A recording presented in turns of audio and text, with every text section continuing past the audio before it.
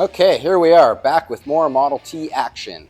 So the first video, Jim and I chopped the top on this Model T sedan 5 inches, and I mentioned that I might do a video on making a roof insert for it, and a lot of people were pretty stoked on that. So here we go, we're making the roof insert.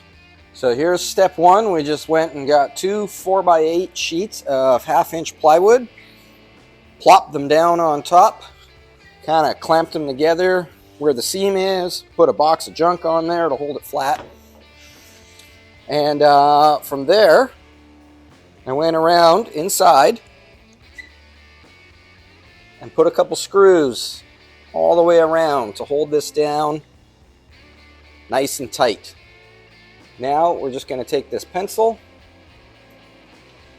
and trace it just like this. All the way around.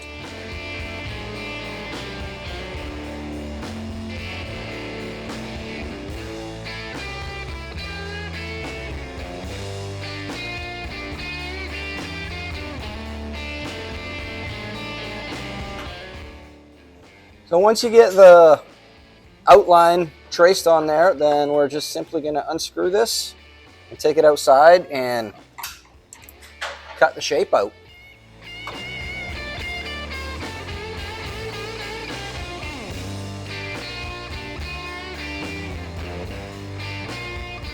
All right, now we're just going to lift this off, take it outside, and cut it out. Doing it outside because there's no space in here, and if we do it outside, we don't have to worry about getting sawdust on everything. I bought this cool little forklift a couple days ago. Pretty stoked on it. We're using it as a workbench right now. Here's the line that I traced out, and we're just going to cut it out with a simple jigsaw. Fair warning, I am not a carpenter.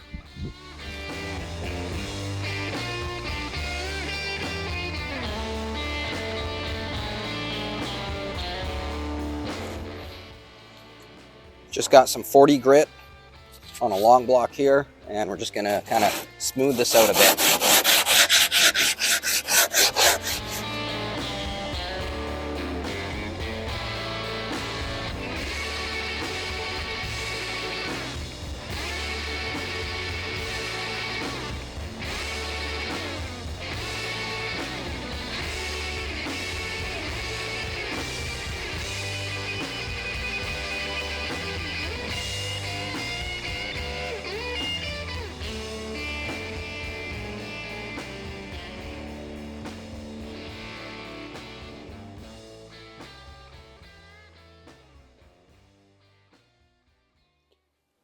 The roof is all cut out and back on the car.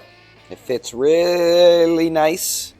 Except for right here, it dips down a little bit. We might have to put a little shim underneath there or build a spacer. The roof gets a little wonky right here, like the factory roof. So we'll have to do something to compensate for that.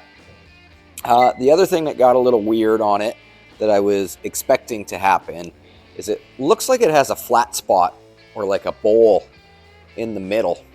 And the reason for that, despite everyone thinking that Model T roofs are flat, they're not. This has a crown going this way. It's a subtle crown, but there's a crown going that way. And there's also a crown going this way, ever so slightly.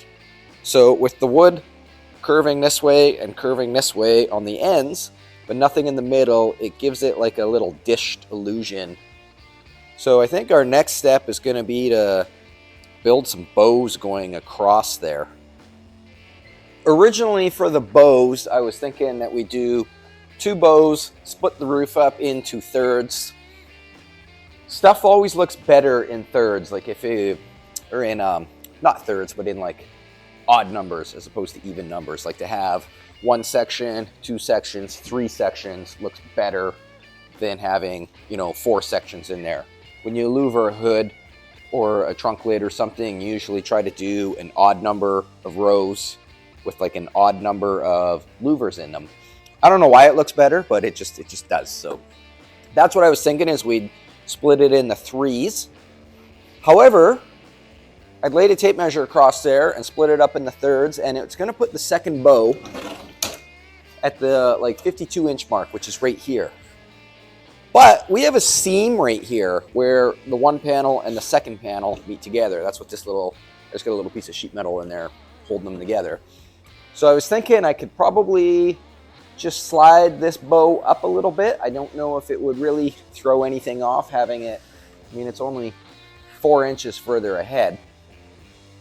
So my second idea then was if I move this one ahead a little bit, maybe I'll move this one back a little bit to kind of, so that it's, you know, from here to here and here to here is the same. But that would put the second bow right here, which is right above where Mike's head's going to be. And Mike, he's really tall. And even with Jim dropping the floor 3 inches in this car and lowering the seats as far as we can, Mike fits in there, but it's tight. And I don't want to put a bow right there because I know, like, if he hits a bump or something going down the road, he's going to hit his head on it.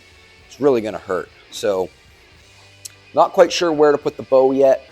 Maybe we'll go, like, if this is 4 feet, maybe we'll put the other bow at 2 feet, see how it looks. I'm also not quite sure at this point what I'm going to make the bows out of. Originally, I was thinking just take some sheet metal, fold it 90 degrees, and then use the shrinker stretcher to put a curve in it. Then I thought maybe I could make them out of, we've got a lot of leftover wood. Maybe we could make them out of wood, cut them out with the jigsaw to have that bow in it. I don't know. I'm a lousy carpenter, so I prefer to make them out of metal. I know how to weld metal. I can't weld wood. Never been able to. Tried multiple times. So yeah, I think we'll do sheet metal or maybe aluminum and go across there. I think that's going to be my next step. So I'm going to figure out what the radius of this crown is and then build some bows to match that.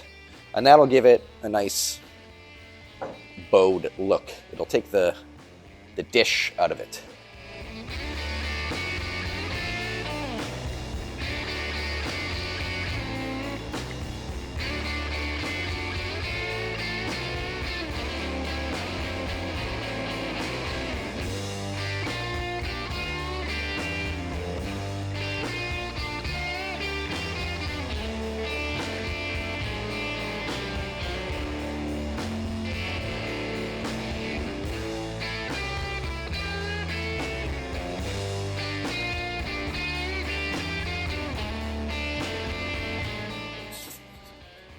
I just bent up 2 bows out of some 40 thou aluminum, pretty light stuff.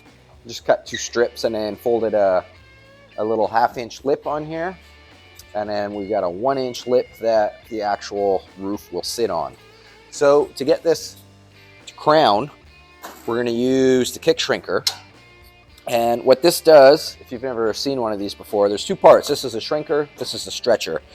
You step on this little pedal here, and there's little jaws in here that are going to grab this metal and squeeze it together. And when they squeeze it together, it's going to cause it to start to curve. The other side is the stretcher, and it does the exact opposite. It grabs the metal and pulls it apart, stretches it, and that's going to cause it to curve the other direction. So we're mainly going to be using the shrinker. The only time we'll use the stretcher on this is if I shrink it a little too far, we have too much curve in it. Then we can go to the stretcher and kind of stretch it back out. So for now, we're just going to slide this in here like so.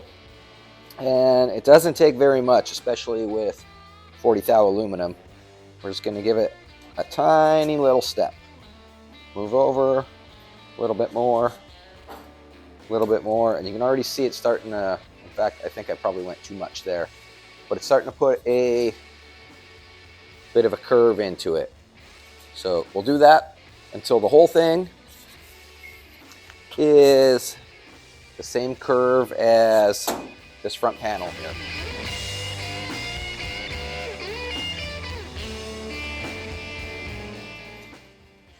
I've got this pretty dang close to the right radius. I've trimmed it to fit in here, but I don't know if this is going to work. This idea might have been a fail. It's a little flimsy. I can push on it and it just about goes flat again. I think I might unscrew, I still have this piece screwed down. I might unscrew it, slip it under there, screw it back down and see what happens, but I'm pretty sure that this is not gonna work. 40 thou aluminum is just a little bit too light. Okay, slide that in like that. Yeah, major fail. Womp womp. Okay, well, I think the concept is still there. We just might have to make it out of something a little heavier. I don't know. I've never done this before. So I've decided to make this out of wood. The aluminum piece I just made, though, is going to work as a perfect template. So not all was lost. Mark this out like so. And then I think we'll cut that out. I might try just cutting 2 of them out, or I might cut 4 of them out and then screw 2 of them together to make it like double up the thickness. But we'll try it with 1 first.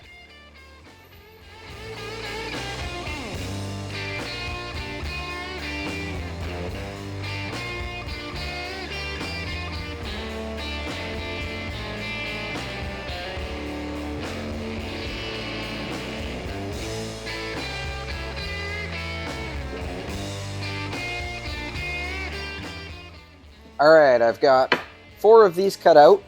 I cut 1 out and took it over to the car and kind of just mocked it up, and it was still a little flimsy. So I decided to cut all 4 out so I can screw 2 together and 2 together, and that'll give us like a 1-inch thick roof bow.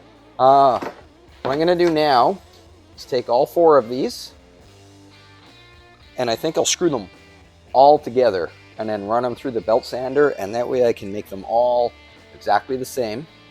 Before I screw them together, I'm going to take the first one and the third one and flip them around. I do this when I make like freehand templates and stuff like that all the time. Because I mean, this contour was just done freehand.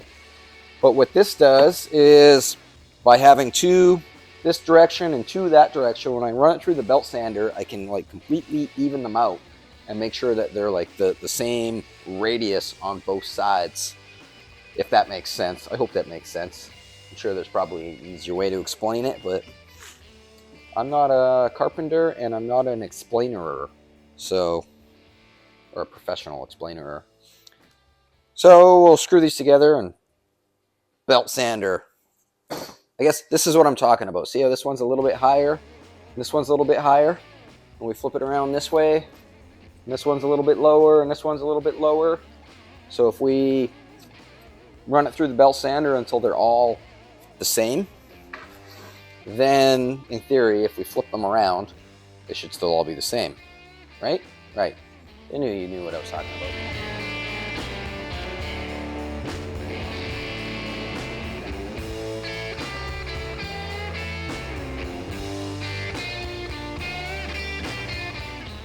I just bought this little belt sander off Marketplace the other day. In the ad, there was nothing around it showing kind of what size it was. Like, there was no banana for scale or anything. So, and it was only 50 bucks. So it's like, well, I mean, that's really cheap for a belt sander. When I got there, I realized the reason it was only 50 bucks is because it's just a tiny little baby guy. And at first I was like, it's pretty small. But then I was like, I don't know. I think it'll probably work fine for what I do. I don't really need anything bigger. So because I just got it, I haven't mounted it to anything yet. I don't have a stand for it. So I thought I would keep with the forklift theme here. And I just C-clamped it down to the forklift. Why not?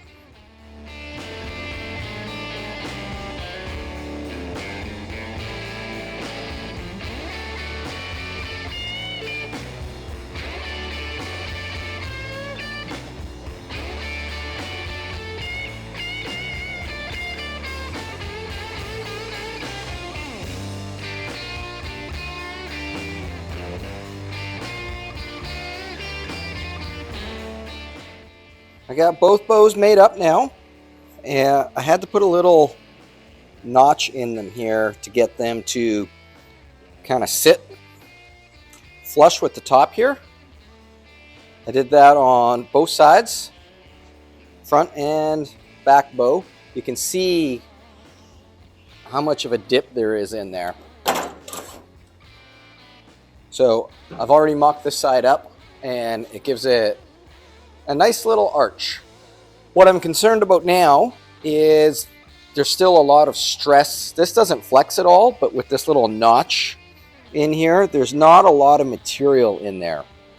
So I've made up a little template here. I'm going to make this up out of some 14 gauge sheet metal, and it's going to weld to this post right here on both sides.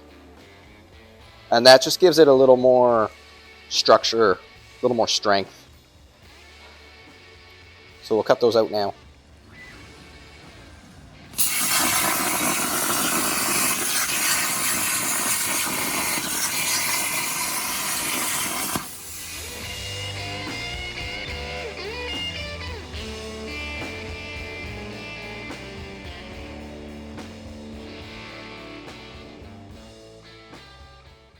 Okay, we got 4 of these made up. They slide in like that, and then they'll sit just like that. Get welded in place, and then we can probably bolt the bow right to it, and that'll give it some strength.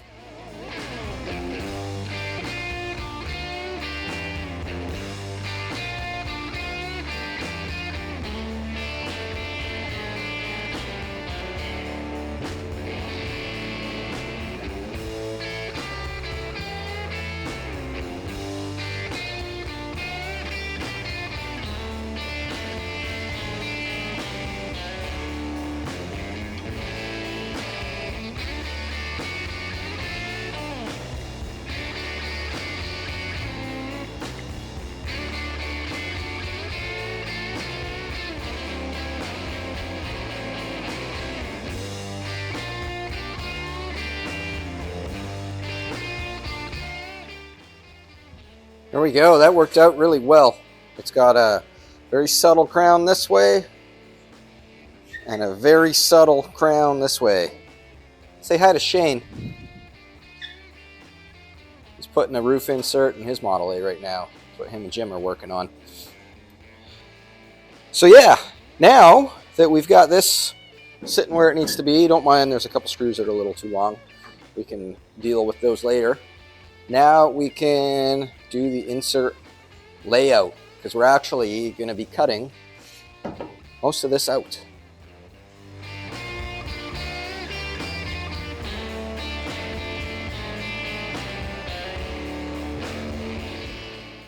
All right, we've got our layout figured out here. I don't think I've even mentioned yet in this video, but the plan for this roof is we're doing like a big clear acrylic red insert, and the perimeter is all going to be red metal flake vinyl, some glitter vinyl.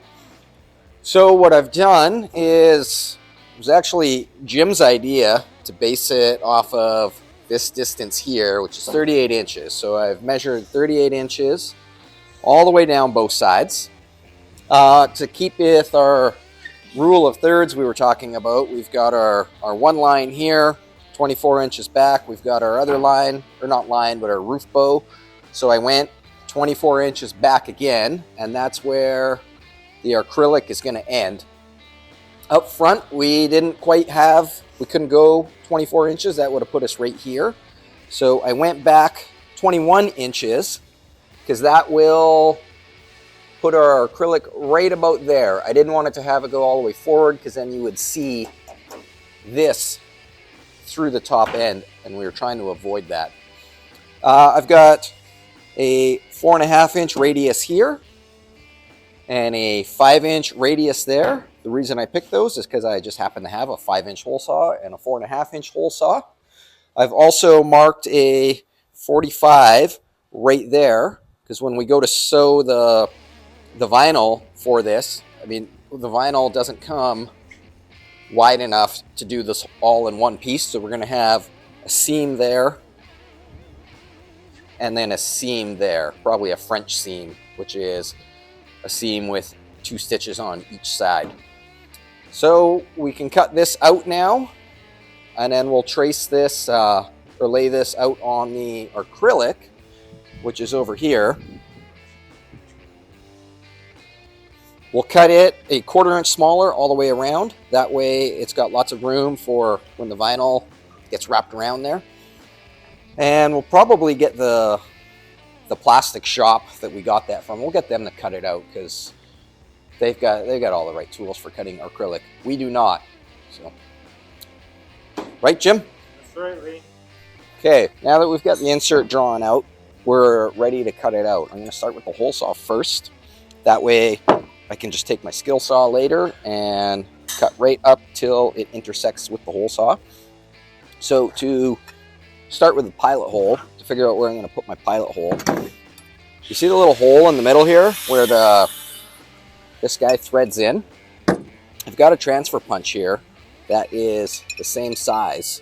So what I can do is put my hole saw upside down where I want it to be, take this transfer punch and put a mark through the center like that, and now I know where the center of my hole is going to be.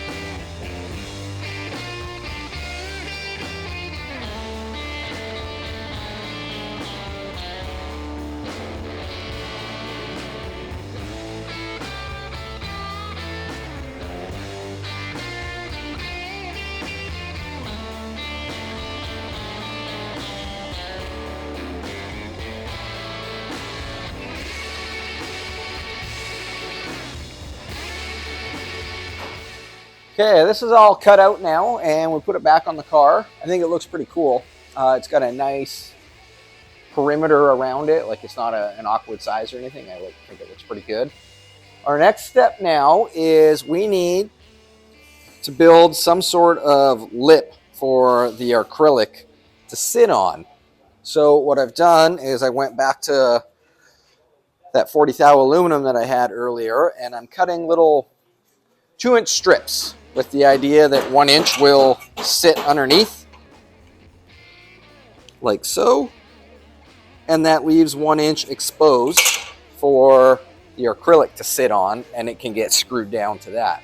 I've got this piece clamped in place right here, so I'm going to go underneath now, and I got a couple holes already punched in here, so I'm just going to put a little number 8 3/8 screw in each one of those. So we're going to do that all the way around the entire perimeter.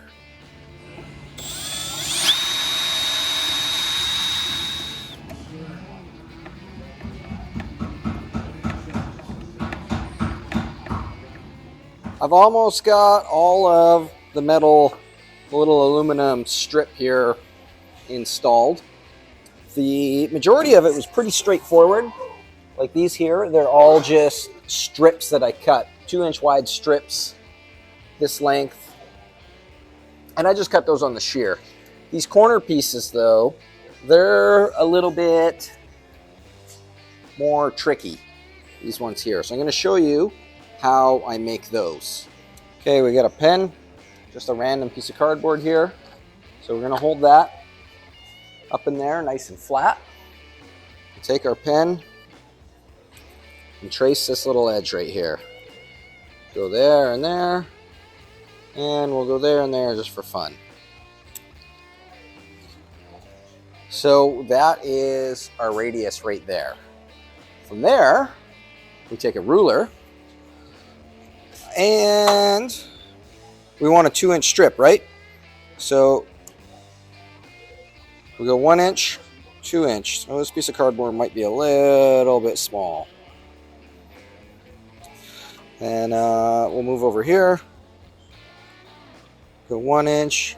It's Again, we're a little bit small. That's okay. We can make that work. 2 inch, 1 inch.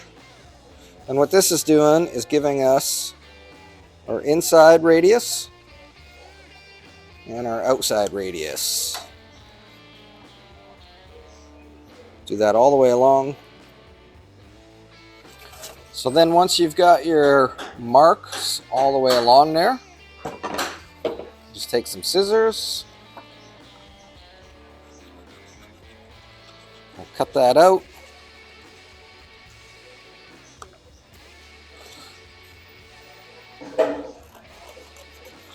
Kind of like so. Cut this inside radius out.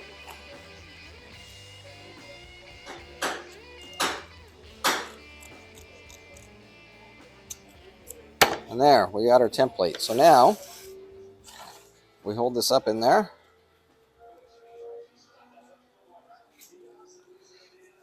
We know what our piece has to look like. So we can take this over to the aluminum and transfer it and cut it out.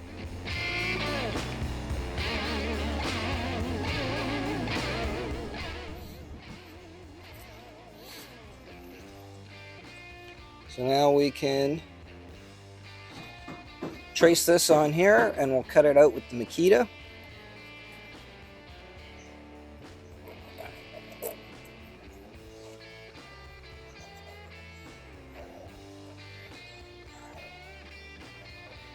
So this little corner that was cut off earlier, we can just flip that around like that. And then we got our last little piece here.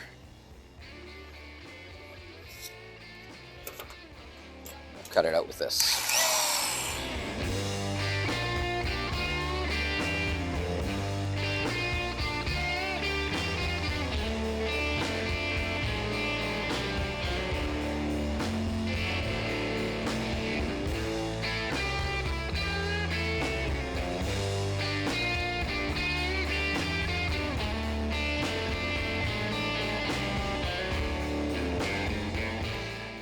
Okay, now we're just going to take this little hole punch here and we'll go 1, 2, 3. I'll do that on both of them. Then we can clamp it in the car and pre-drill our holes.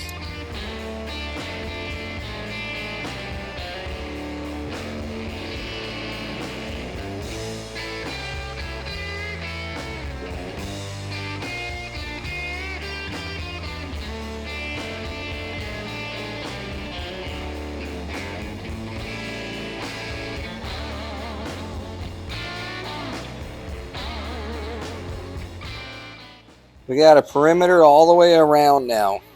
That worked out pretty good. I'm happy with it. So I think from here, our next step is we're just going to take this all apart again. We'll take it upstairs to the upholstery loft, which you guys have never been there before. I've never done an upholstery video before. So we'll take this up to the upholstery loft and we're going to wrap it with some Zodiac glitter vinyl. It's going to be exciting. Okay, welcome to the upholstery loft. This is where we do all the sewing and upholsternation and all that sort of stuff.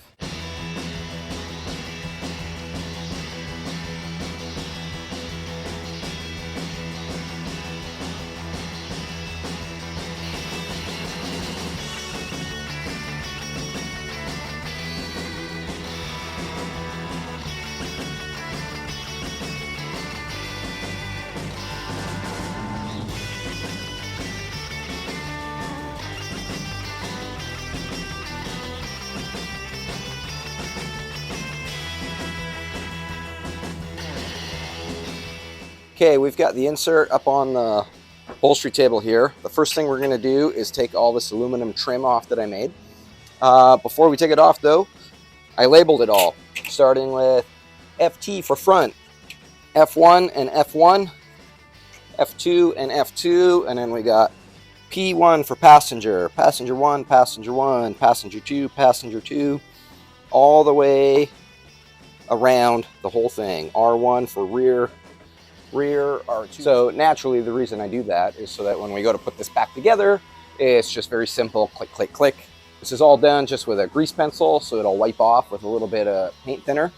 When it comes to doing upholstery work, never use Sharpies, never use pens, because if you draw on this with a Sharpie or with a pen, it might not show through right away, it might not show through ever, but sometimes it does bleed through. It'll bleed right through the foam, right through the fabric, and completely ruin your upholstery job. So I always use grease pencils. They don't bleed through.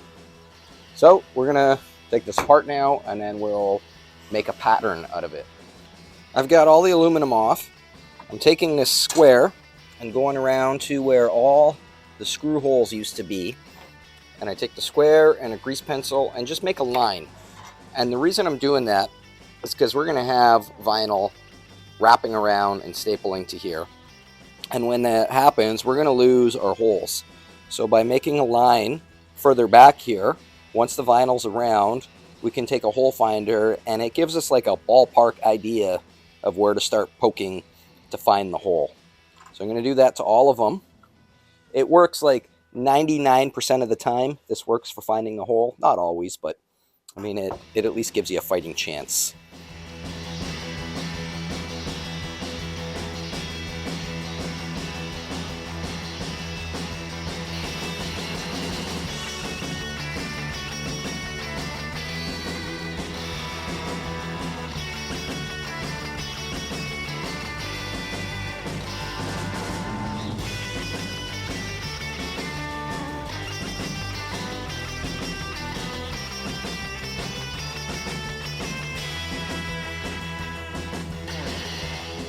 So I flipped this over so I can make the pattern off it now.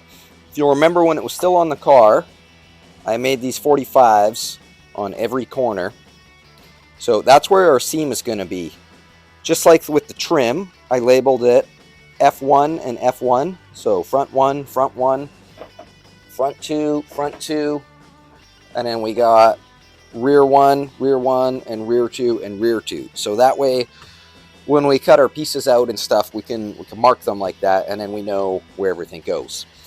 I have also marked where the center lines are, and to do that, I just went off of from here to here on both sides, and then I measured again from where our 45 seam is going to be to the middle, and just made sure that it was symmetrical on both sides.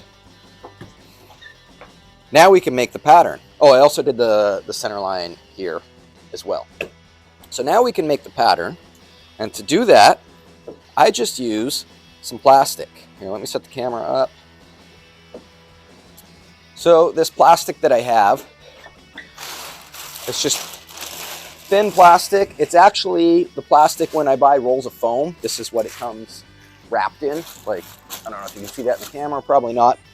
But yeah, the rolls of foam come wrapped in plastic. So I just recycle the plastic and reuse it to make my pattern. So we'll lay this out on here. The reason I use the clear plastic is because then we can see through it. I think I might make this, cut a little strip out of this and make it a little more manageable, and then we'll tape it down.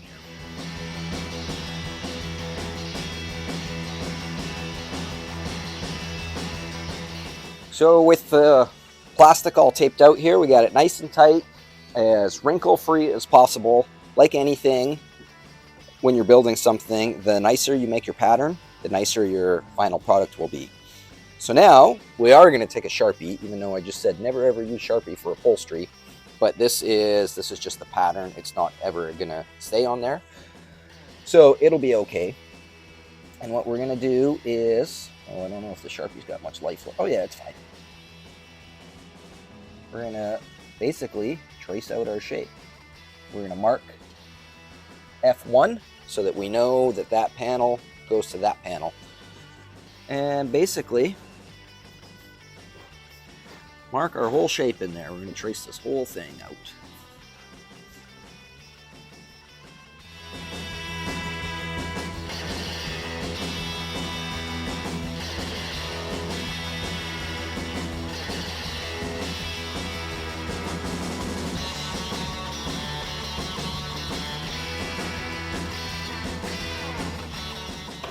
So now that our pattern is all done, basically we just take the plastic back off and we cut it out along those lines.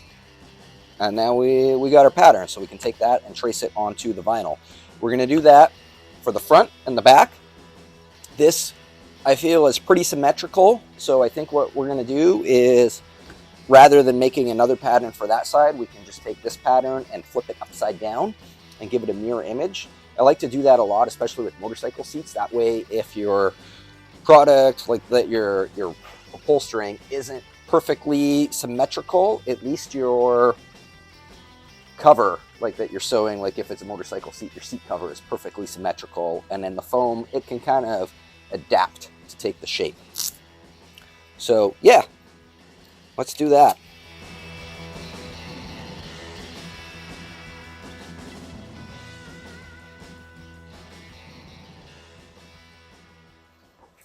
We've got all our patterns made. I took the one from this side and flipped it upside down on that side, and it is close enough that it will work just fine.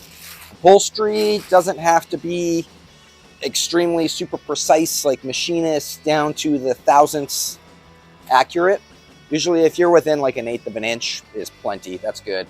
The material is usually pretty stretchy and forgiving, and it gets wrapped in foam. That's forgiving as well. So we can get rid of this for now, and we'll lay out our vinyl and trace our patterns onto the vinyl.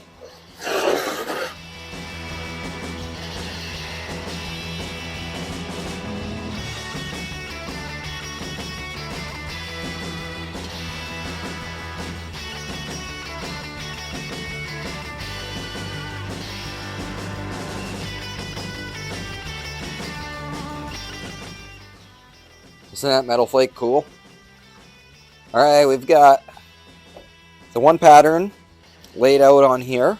We'll just put a little bit of tape in a couple spots to hold it in place.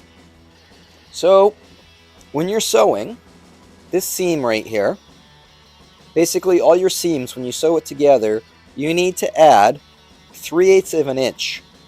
That's called your seam allowance, and that is the area on the back side. Like if you look at your shirt or whatever, where it's sewn on the back side, there's like that little flap.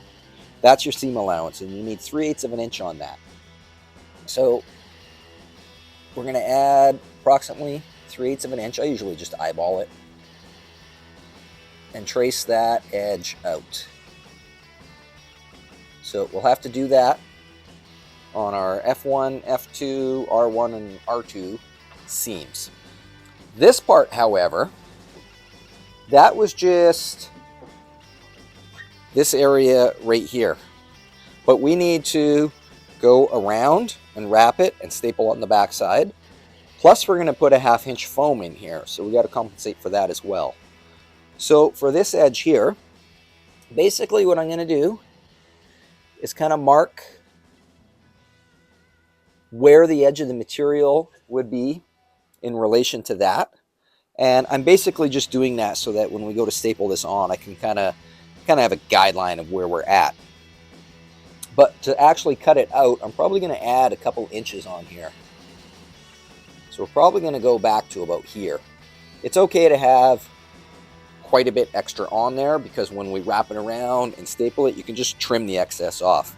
It's better to trim the excess off than to be too short and not have enough.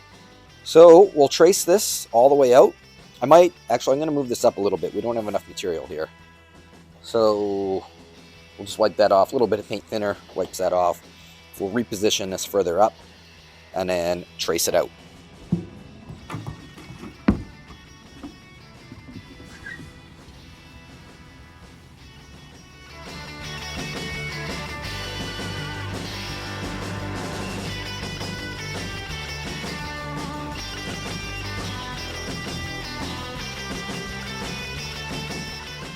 All our panels are laid out now. We got the F2, R1, R2, F1. So see how much I added on there? That's like, we got a few inches on each side of where the template actually ends. So we'll cut these out now, and then we can start sewing them together.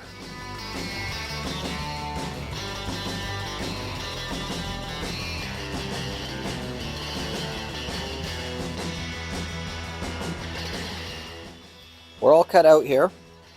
One thing I forgot when we were doing our layout on here, I have since added this little line right here. This is a lineup mark.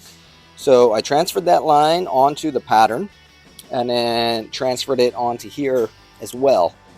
So what that's for is when we go to sew these together, we just line up those marks, hence the term lineup mark, and that, see how all our marks all line up now? So that's basically, you just use it as like a guide to make sure that, you know, the center of this and the center of this go together. We're going to run this through the sewing machine now.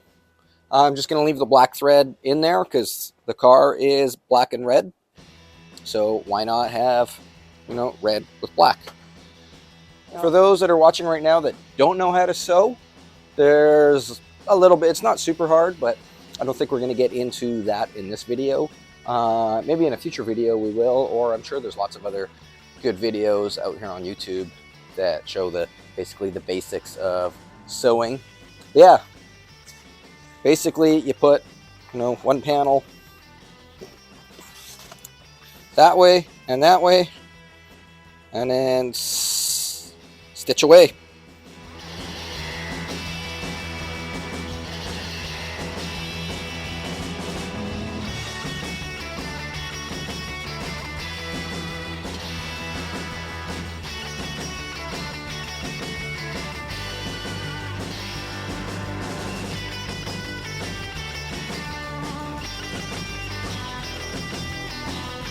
Here's two seams are done now. I thought I'd show you the difference between a regular seam and a French seam. So this is just a regular seam. You can't see the stitch. When you flip it over on the back side, this is the seam allowance I was talking about. So that just kind of sits there like that. This seam works okay. It's a good seam. The reason the French seam is a little bit nicer in our application, this is what a French seam here looks like. That is when you take your seam allowance, this part here, you split it. Come on, can I do it with one hand? Hold on a second. Okay, there you go. You split it open like that, and then sew that edge flat like that. And what that does is allows your panel to sit nice and flat, as opposed to this, which is kind of always going to have a bulge there.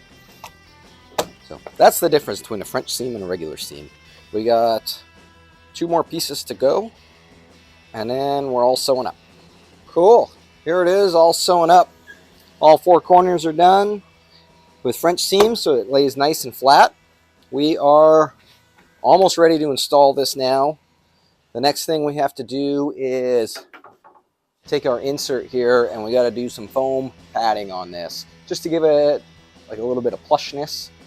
It takes care of the sharp corners, and most importantly, this little piece of tin in here, this is just 18 gauge sheet metal screwed in there where the seam is, but when we foam over top of that, it will make that disappear. So we're going to do that next. Here's a roll of 1/2 inch. This is like a soft density, just white foam, and it is just barely wide enough that this piece fits on there. We're going to use some spray glue, and we'll glue both surfaces and then plop this down on there. Once it's on there, then we can go ahead and cut it out. This is what I use for glue. Just get it at the local upholstery supply place.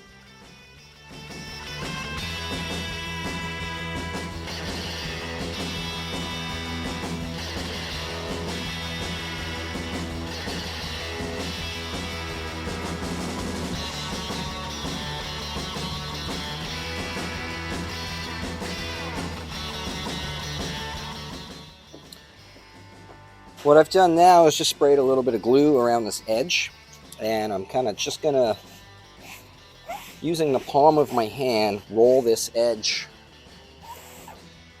kind of up like that, and that will give the It'll take the sharp crispness out of that plywood edge and give it a nice rolled finish. Kind of like that. And then I'm cutting this with, this is just like a standard, this is a Hamilton Beach turkey carver from like wherever you buy your turkey carving accessories.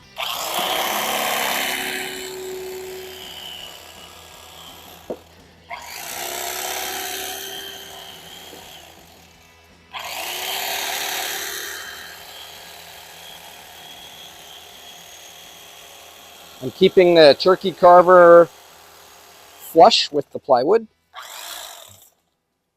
Uh-oh. Oh, there we go. I might have carved a couple too many turkeys. Okay, I keep this flush with that and then just put a little bit of upward pressure on this. Oh, come on. Oh, there we go.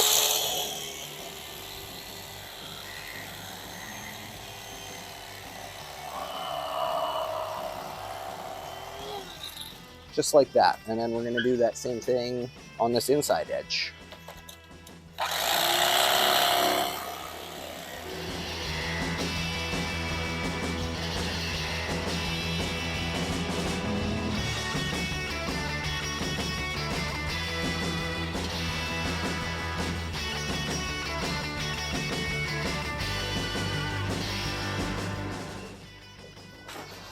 Okay, which was the front? I think. What do we got here? R2, so that's the back. Which means this must be the front. There we go. Okay, so these center marks that I made earlier, I drew the center marks on here as well, and that way when we slide this underneath, we have like a ballpark idea of where to get started.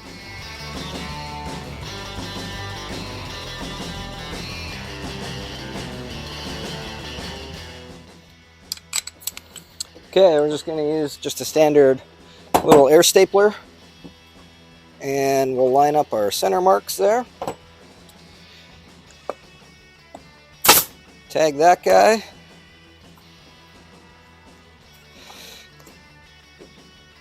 Tag that guy, and then we'll do our center points and our 45s. Once we get those in place, then we're going to split the difference basically, so we'll have a staple there and a staple there. We'll do a staple there and a staple there. Work your way evenly all the way around. If a staple ends up being a little bit baggy or whatever, it's no big deal to pull the staple out and pull it a little tighter, put a new staple in. So yeah, that is basically our plan of attack.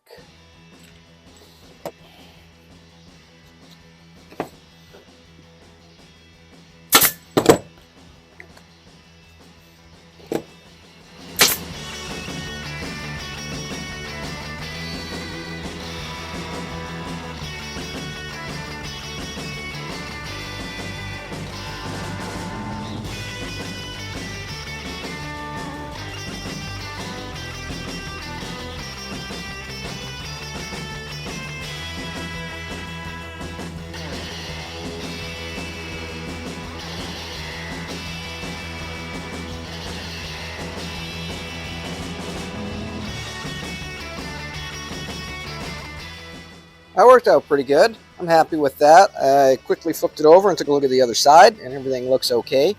So now we're going to take a fresh razor blade and trim this excess material away.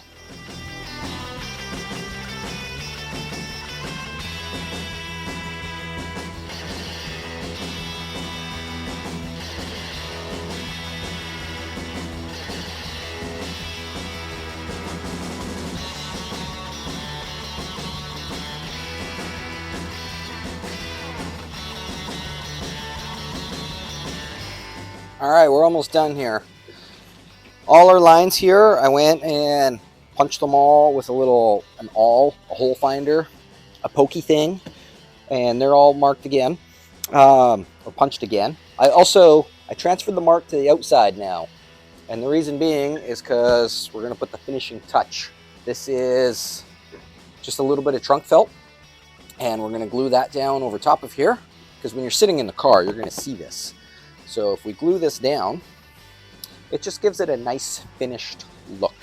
That's kind of like the difference between like having a professional interior done and like a DIY. It's all the little detail stuff like this. So we'll glue this down. I think we'll pull it back like this.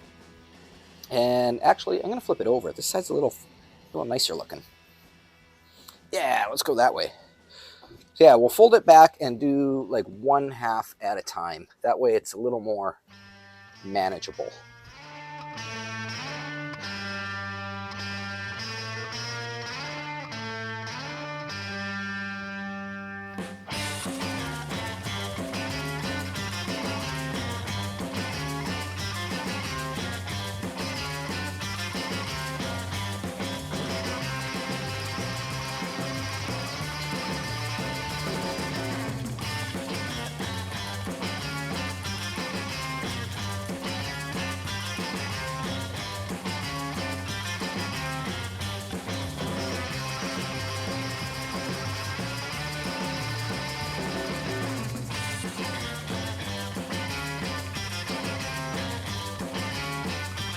All right, well, we're gonna flip it over again and start putting that aluminum back on.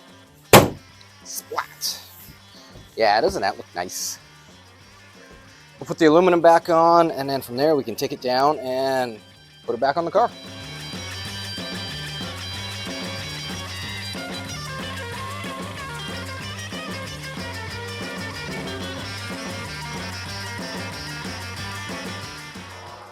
Okay, we're putting the last piece of aluminum in now. There's still a couple screws missing, believe it or not. Actually, it's probably super believable with the weird world we live in now, but there's a screw shortage. So I ordered all the screws for this like 2 weeks ago, and they're still not in. So we made do with what we have. Once the other screws come in, then we can put the rest of them in. But for now, we got the aluminum in. Let's go down and put it in the car.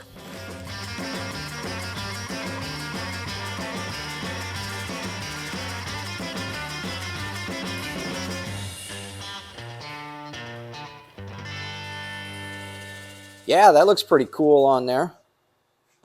So we still don't have the acrylic insert back from the plastic shop. And we got to get some screws so that we can squeeze that down. But I think it looks really cool.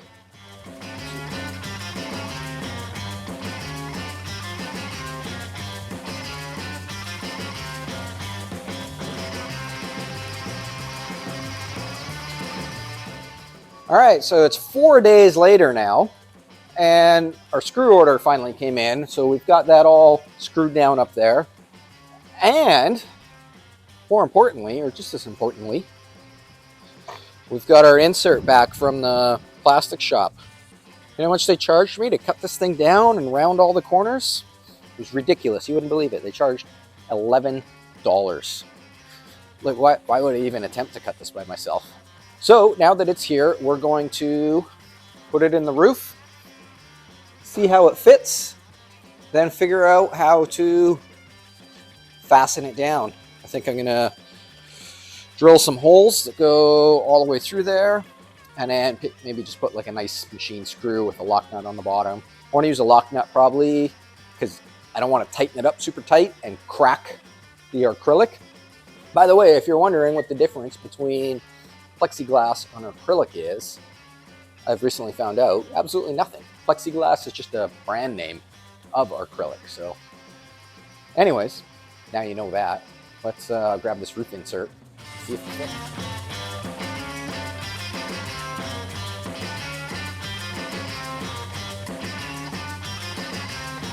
So it doesn't fit. It's really close though. When they cut this out at the plastic shop, they didn't quite follow the lines, but they got the hard part done. I think I can take care of that myself. So I'm going to pull this back out and we'll go along that line and see if it drops in. So to stand this down, I'm just got a little bit of 80 grit on the orbital here. I'm a little bit reluctant to use the like the 90-degree grinder with the little 36 grit on it, just because I haven't done a lot with acrylic. I don't know how fragile it is. I really don't want to crack this because it took a while to get in and it was pretty expensive. So we'll just go nice and slow with this guy.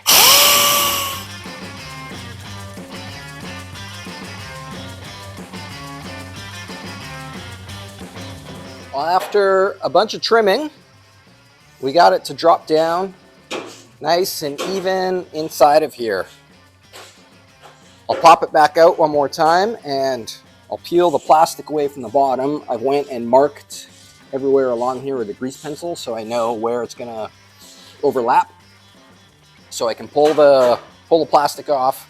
We'll set it in there one last time and then figure out how to fasten it down. Drill some holes, hopefully not crack it, and bolt it in. I've peeled away the bottom and I just peeled away a little corner up here. It looks so cool, but I am so nervous right now. I don't want to wreck this. So we're going to have to drill a hole. I think we'll start with one hole where every seam is. So on all four corners, and then maybe we'll split the difference. Do one there, one in the middle, and then split the difference again. And kind of just gently go all the way around it. Carefully. I just got back from this nut and bolt store. Got some 832 stainless bolts here with some washers. I'm going to attempt to drill a hole through this now. Everything that I've read about drilling holes through acrylic is to go slow.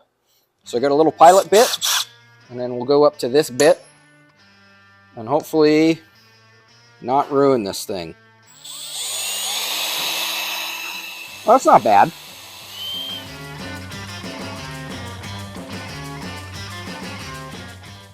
Well, I don't want to jinx myself for the rest of this, but that actually went pretty good. Okay, there's one. Now, do I want to tighten this down, or do I want to drill a bunch of them and tighten it down? I think I'll drill. What do you think, Jim?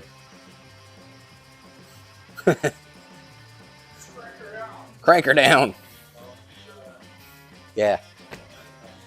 Jim says do one at a time. So I'm going to listen to Jim.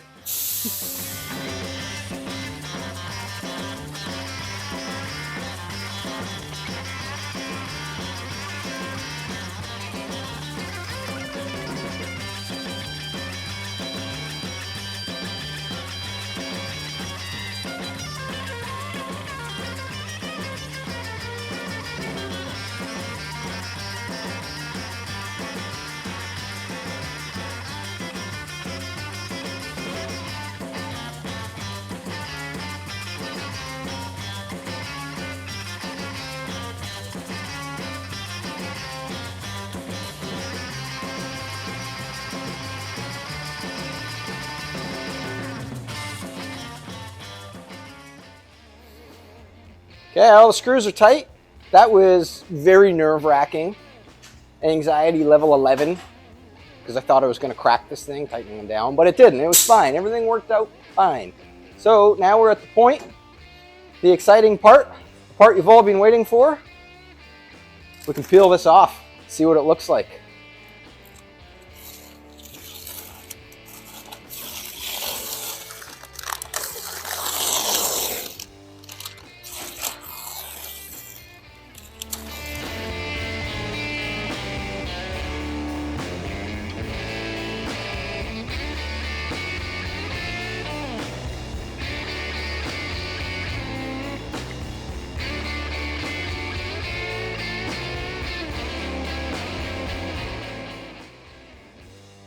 Oh man, it looks so good.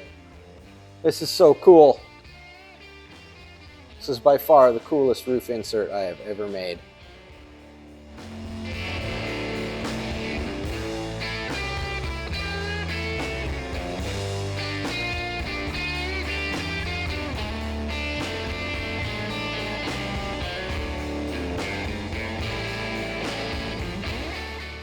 Oh man, I can't wait to get this thing outside, get it in the sun, and see how it really pops. This is so cool. I've been wanting to do like plexiglass or acrylic roof insert like this for like 10 years. And Mike was the first person with a sedan that was like, yeah, that sounds really cool. Let's do it. So thanks, Mike. Thank you so much for letting me finally do this. It's so, oh man, it's great. So good. Jim just made up some side panels here and covered them in the same metal flake that the roof is done with. So once those are done, they can go back in, then we can bolt the seats in for good, put the windshield in, and then roll it outside and see what it looks like. Jim's got the interior panels all finished up. So let's move this thing outside and see what it looks like in the sun.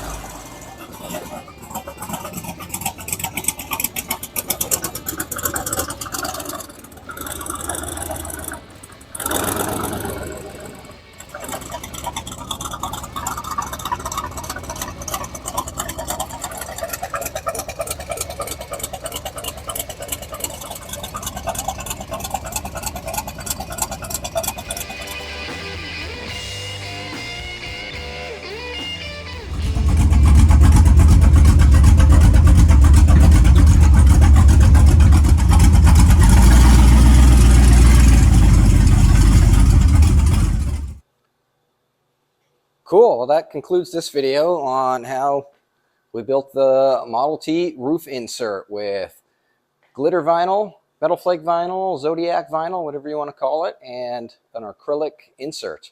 I think Jim's side panels and the floors and the seats that he did turned out great. It really gave a lot more headroom in the car. Anyways, thanks for watching. Make sure to check out the website, lgspeedcustom.com. If you like anything that we did here and you want to support the channel, go get yourself a shirt or some stickers or some hot rod parts. And thanks to the Caballeros. All the music in this video was done by local surf band, the Caballeros. Go check them out at thecavaleros.com. And thanks for watching.